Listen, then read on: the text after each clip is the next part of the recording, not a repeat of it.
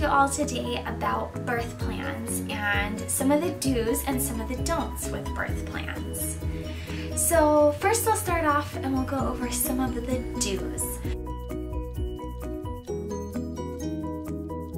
So I do recommend writing a birth plan. It's important both for the mother, the nurse, and the physician so that you're all on the same page and you all know what is desired, if medically possible, by the mother for both her and her child. Too often, moms go into the hospital and they have all of these expectations that they have in their head, but yet they tell no one.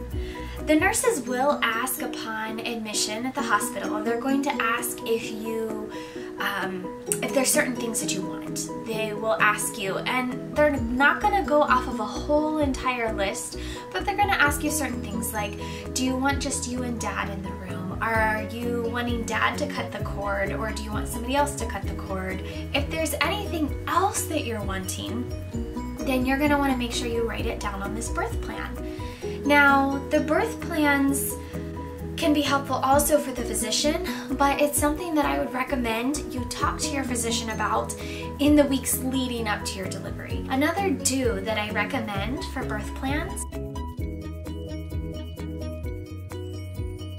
do ask at the hospital while you're taking your hospital tour what amenities they offer, because some of the things that you're wanting for your birth plan, they may not even offer at this hospital. For example, you may be wanting to have a water birth and they don't have tubs and they don't have the accessibility to give you this desired birth that you're wanting. So make sure you're really asking the appropriate questions when you do go for your hospital tours. And some of the things you may ask, you find out, yeah, that's a common thing that we do for most of our moms during deliveries, such as we'll dim the lights if you would like, or we always offer for the dad or family member to cut the cord, as long as it's not an emergency. There's little things like that. If you have a little list before you go onto your tour, you can ask them if they think some of these things are doable while you deliver at that hospital. One of the don'ts. So I do not recommend that you just go to one of those little websites and click the boxes and check. This is what I want, this is what I want. Yeah, that's easy, but it doesn't make it as personal.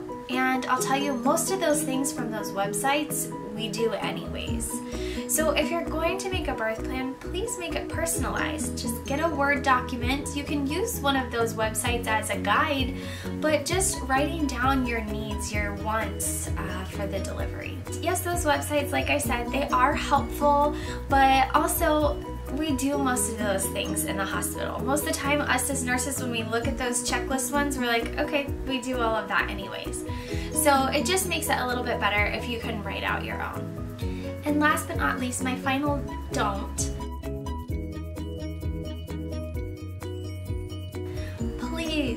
Please do not get upset if things don't go your way. At the end of the day, the goal is always a healthy mom and a healthy baby. And I can't tell you how many times I've seen moms who get upset because the birth plan isn't going their way, but yet we are wanting to have a healthy baby. Sometimes emergency cesarean sections happen, but they happen because we save lives. Back in the day, we didn't always have that option, and we have that now. So I just don't want moms to take that for granted. I've just seen too often where moms get so upset because it doesn't go their way. And honestly, it breaks my heart because we've got a healthy mom and a healthy baby. Yes, maybe we had to have an emergency cesarean section, but we saved both of your lives because of that.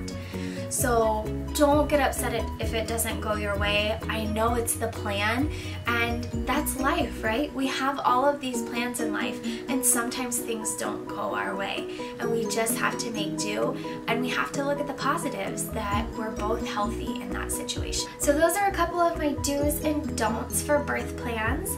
I hope that helps you guys just a little bit. If you have any other questions about birth plans, please write your questions below, leave me any comments, and until next time, I'll talk to you all very soon. Thank you so much. Have a good day. Bye, guys.